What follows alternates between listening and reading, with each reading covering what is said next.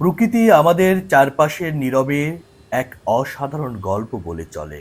এই ছোট ছোট ফুল, মুকুল আর ফলের মাঝেই লুকিয়ে আছে সৃষ্টিকর্তার অপার রহমত। দেখুন গোলাপের হাসি, করমচার ছোট্ট ফল, আমের মুকুলের সুবাস আর বাগানের কোণে ফুটে থাকা পেয়ারার ফুল।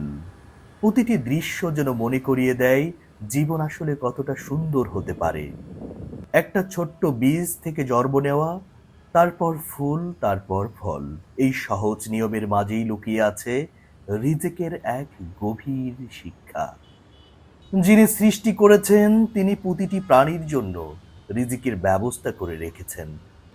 ডালিমের লাল দানা, আনারসের মিষ্টি স্বাদ, বাগান বিলাসে রঙিন পাপড়ি, সবকিছু মিলিয়ে প্রকৃতি যেন আমাদের বলে, তোমার শুধু চেষ্টা করো, বাকিটা আমি সাজিয়ে দেব।